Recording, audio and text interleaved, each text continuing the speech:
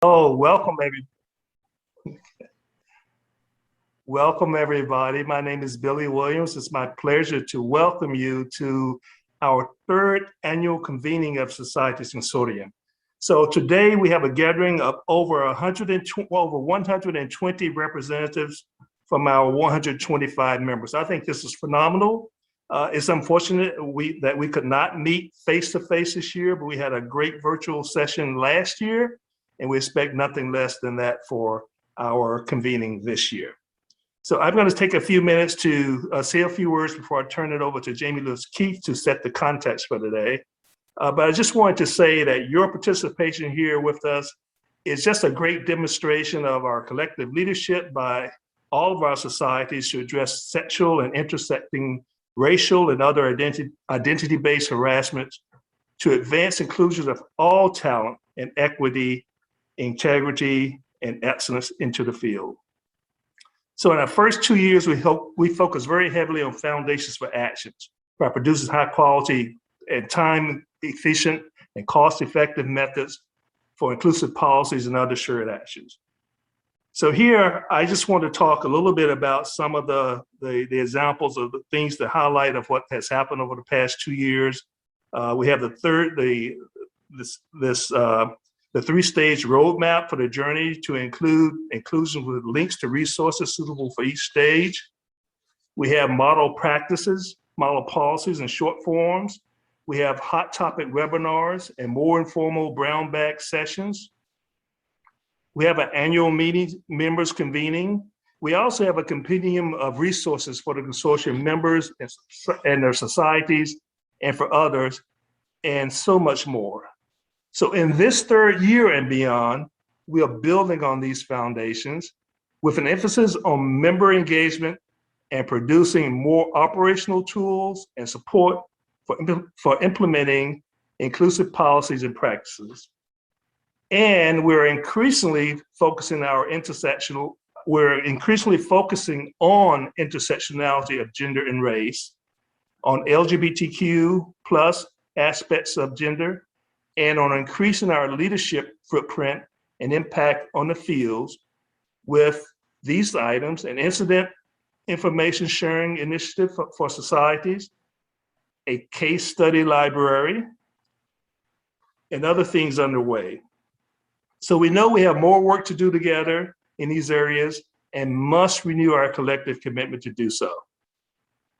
So with COVID-19 disparities affecting race, with COVID-19 disparate impacts on race and gender, the culture wars of the divided nations that impact women, LGBTQ, and people of color, and continuing racist violence and injustice in America, this consortium mission and the work we're doing together at this point and throughout the year could not be more important.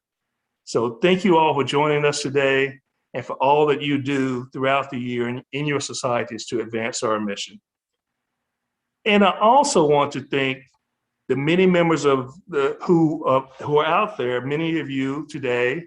You have participated over the past year in the brown bag sessions to help us plan this convening and for developing 2 days of sharing inspiration and knowledge. And finally, before I turn it over to Jamie, I want to thank the planning committee. So there's a great planning committee who helped pull this convening together. And these included Mark Beebe from IEEE, who is co-vice chair of the Consortium Executive Committee. Sherry Miles Cohen of American Psychological Association, a member of the Executive Committee. Yvette Seeger, who is a member of the Leadership Council. She's from FACET. And Felice Levine from AERA, who is co-chair of the Executive Committee, and the entire Executive Council team. So with that, I'm going to turn it over to Jamie Lewis Keith, who will set the context for today. Thank you.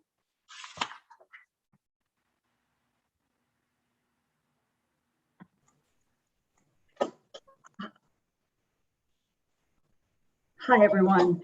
Welcome again. And while I wish we could all be together in person, it is really so great to know that virtually we have many of our members here at the third annual convening.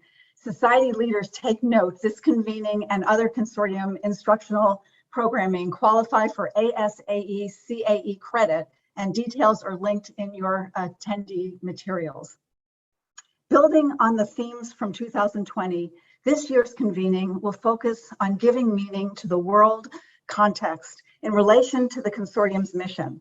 The racism, xenophobia, and sex and gender isms and their intersectionality that impact women and LGBTQ plus individuals in STEM fields, the disparate impact of COVID on gender and race, and continuing racial and gender violence and injustice.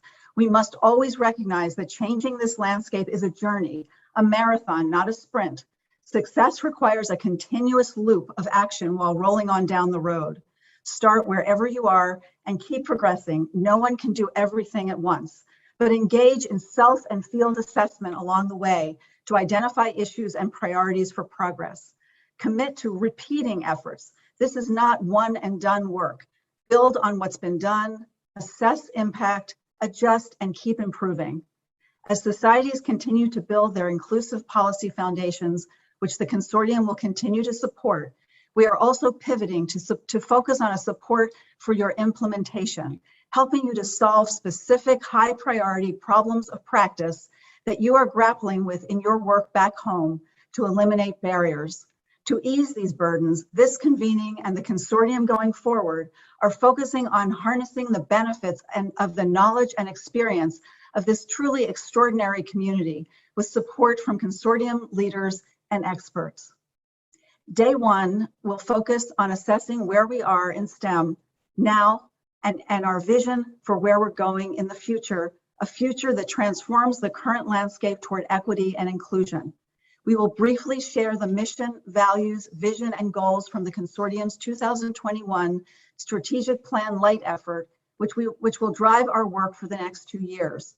We will then hear from an expert panel on the intersectionality of race and sexism in STEM, with a focus on what research and experience tell us about lessons learned from the pandemic, what STEM societies can do to change climate and culture through their roles as arbiters of excellence in the fields and in mentoring, networking, and professional development for upcoming generations, as well as the importance of society's self and field assessment for evidence-backed goal setting and tracking progress. Following the panel, there will be 3 40-minute segments of concurrent breakout groups on related society action-oriented topics that you have chosen to explore in greater depth. You'll focus on sharing related successes, lessons learned, and resources. A thank you in advance to our amazing breakout facilitators and for all of you for your insights in the breakouts. Day 2 will focus on how we realize our vision, how we get there. The overarching theme is engaging our consortium community for climate and culture change. We will hear about a new resource that AGU is offering for individuals interested in individual skills building and learning to become leaders in this effort. We will hear from an expert on critical levers by which collaborative groups can drive change in fields.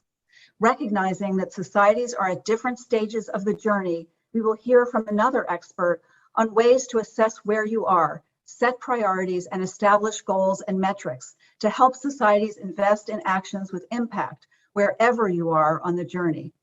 Then, we will explore new options for each society to benefit from engaging the consortium community, whether through a platform providing new chat capacity for consortium members, or by engaging that chat capacity as well as problem of practice support teams, POPs teams of members who are facing the same problems of practice in their current work back home and want to share experience and ideas for problem solving with consortium support to ease their burden and enhance outcomes. Please be mindful of our inclusive norms as you experience this convening. Take care of yourself. Feel free to be on or off video whenever needed.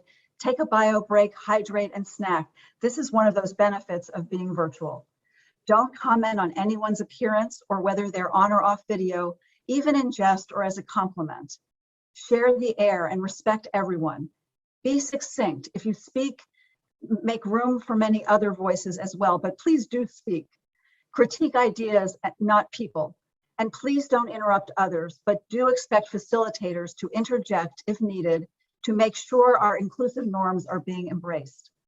The Chatham House rule applies to everything in breakouts.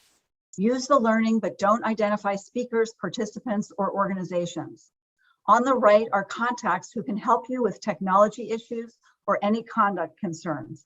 And if you haven't already, please review the convening conduct expectations, the do's and don'ts, and all of this information is also available on the first page of your attendee materials.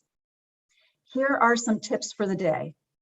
Please note, we are recording the plenaries and we will release some aspects of the plenaries on YouTube. We will provide a link to you so that you can share the recording with your own society's members. If you want to ask a question anonymously, don't identify yourself or your society, but we will not record breakouts. Breakouts will be subject to the Chatham House rule. So it is now my pleasure to introduce Dr. David Acosta, Chief Diversity and Inclusion Officer of the Association of American Medical Colleges, which is a sponsoring society. And Dr. Acosta is a member of the Consortium Executive Committee and serves as a Community Outreach and Inclusion Officer. And also Art Coleman, a Managing Partner at EducationCounsel. David and Art are providing a briefing on the Society's Consortium 2021 Strategic Plan Lite to kick off the day. David? Thank you, Jamie, for that introduction, and it's a pleasure to be with all of you today as well. So, as you remember, the Society's Consortium was formally launched in 2019, and we brought together key stakeholders and leaders from STEM societies and used our collective power, intelligence, and experiences to address and reduce persistent harms related to sexual and gender harassment and other forms of mistreatment. And we also sought to advance equity and inclusion excellence within the environs of STEM societies. As the quote on the visual side said, from a quote from Maya Angelou, seemed to be apropos for today. She said, "We can only know where we're going if we know where we've been." So in our first 2 years, we sought to discover lessons learned by many of us in this journey.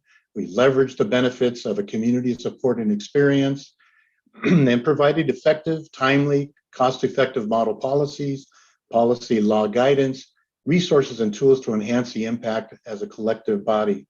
In this session today, I will briefly review the next generation of work that we're planning over the next 2 years. I will start by reviewing the focus of the strategic plan, the process of the plan itself, and review our mission and vision for the next 2 years, along with our intended values to move us forward and keep us on track. And then Art Coleman will then review our strategic plans and our goals as well. For our next generation of work will require us to focus on sustaining the consortium's efforts moving forward over the long haul for our continued success. And we sought to focus the strategic planning process that, again, within our mission, would do the following: articulate the consortium's vision of systemic climate and culture change needed in the STEM fields looking forward, determine the highest impact areas and related goals for the work over the next 2 years to advance towards our vision, to determine to focus us and facilitate our internal capacity to do priority work in the next 2 years and beyond, position us to develop metrics for success, and lastly, to position us to advance our mission while still assuring right sizing and affordability for our members moving forward. Next slide, please. Thanks to our consultant, Cindy Zook Associates and her teams for guiding us through the important work. Ms. Zook provided over 30 years of experience in organizational and leadership development to the table and shared her expertise in leading and facilitating results-driven processes. We hired her to help us create a compelling vision for change and map out a strategy with tangible deliverables and clear accountability. The process I found was extremely informative. We were definitely challenged and we were stretched to think outside the box, to be creative and innovative in our thinking and to achieve big transformative impact. We are very appreciative for the input from many of our key stakeholders, including the Executive Committee, the Educational Council, the Leadership Council, and our consulting members, especially the voices from smaller societies, to ensure that they had a voice at the table. We did include and leverage member survey data that was collected at the 2020 annual convening and at the end of the year's meetings as well, because your voice really, really mattered. The process was short, but it was very focused with an orientation towards big impact as the consortium transitions from a policy foundations to action for change. Next slide, please. Now, this is a concise snapshot of our vision, mission, and values, and the following information was included in a little bit more further depth in your pre-reads entitled The Strategic Plan Lite, June 2021 Summary. So our vision considers this moment in time now and where we aim to be and what success would look like in the near future. Recognize the imperative of including all talent if STEM is to fulfill its role. We envision STEM societies driving systemic and sustainable change to intentionally achieve gender and race equity, amplify the importance of intersectionality, the multiple identities each of us possess that defines our perspectives and worldview, and to be bold, so bold as to re-envision meritocracy and how it's defined in the 21st century and beyond. We envision expanding our own leadership footprint so we are not only known by our members in the full range of STEM fields, but also acknowledged by policymakers as a sustainable, vibrant collective and the go-to resource, so to speak, with the expertise and the support to mitigate gender and racial inequities in STEM and to advance equity. Our mission has retained its vitality. And as you see on the slide, it's to support academic and professional disciplinary societies in fulfilling their mission-driven roles as standard bearers and standard setters for excellence and inclusion in the STEM fields, addressing and eliminating sexual harassment. Our work has also brought to light how critical the intersection of gender and race are, and how the injustices of inequities are only compounded when they are considered together. And then our values. If we truly choose to drive systemic and sustainable change, then we must be bold, meaning having the courage to disrupt the status quo and drive transformative change into STEM. And we must be collaborative to engage the power that comes from our community of support and the power that arises through our networking to leverage greater outcomes that can be achieved by any society alone. And lastly, we must be results driven. Transforming our mission into action requires measurable and valuable outcomes that will influence and drive change. Next slide, please. So this graphic depicts and demonstrates the goals. More details regarding each of these goals is included in the pre-read material. And to advance toward our mission, we identified 4 goals to work on over these next 2 years. And in a minute, Art will walk you through each of these goals. Next slide, please. And as a reminder, that to achieve our vision and goals looking to the future, we need to understand and accept that this work is not a one and done deal. That to achieve gender and racial equity in an equitable and an inclusive workplace environment, the work is continuous and requires adopting a continuous improvement lens, or what we call a continuous equity improvement lens that will keep us moving towards excellence. That is, continuously exploring and identifying exclusionary policies, practices, even traditions and cultural norms within our societies, and then critically deconstructing those discovered policies and processes that we have discovered through that process and assessing them for inequities. And then reconstructing those policies, processes, and practices with more of an inclusive equity lens to develop interventions, and then reassessing outcomes from those interventions to push the needle towards excellence. So with that, I'll turn the mic over to Art Coleman, who will discuss the 4 goals. Thank you. Art? Thanks, David. It's great to see you, and it's great to be with all of you today. I'm also sorry we're not in person. I want to spend just a couple of minutes drilling down on the 4 planks of the strategic plan that David's already introduced. And so I'm just going to go right to it on point 1, with the goal of catalyzing members to drive systemic change. There are a number of examples that came up in terms of ways we could concretely advance the goal. And we're talking about updating and relaunching the member toolkit, considering importantly how to expand our reach for students so that they are more part of this conversation as this enterprise grows and matures, and engaging on issues around how to leverage member resources. There's already been a discussion of the really rich portfolio of information we're sitting on top of for broader application and experience sharing in the field. So those are just a couple of examples of how we are thinking about pursuing goal number 1. Goal number 2, establishing members' problem of practice support teams and member chat capacity. We'll focus on our ways of accommodating a wide range of members by providing choices on how you engage in ways that will serve your society the best, through the chat capacity, through the problems of practice, through the various platforms like the hot topics, the brown bags, and our office hours. There are foundations for better and more direct member engagement and to reach a broader swath of members who have overlapping, to be sure, but a broader realm of issues to address. Our goal 3, expanding our leadership footprint, is a critical one for us in this context. And on that goal, I want to highlight just 3 planks, if you will, for work in the future. We want to create and implement a strategic communication and educational advocacy plan to help enhance our footprint.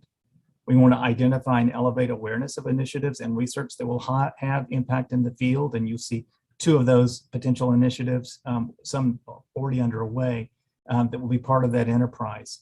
And we want to make some high impact consortium key resources publicly available for non-commercial purposes, all with an aim of expanding our reach and our footprint. And then finally, really around sustainability and affordability for members. We are intently focused on developing a plan on how we can maintain the collective investment in the impactful work of the consortium while diversifying our revenues to continue and to assure over time sustained affordability. So this will be a big point of focus as we move forward. And we're obviously happy to talk through these issues and questions you may have as we go through other sessions and offline following the convening.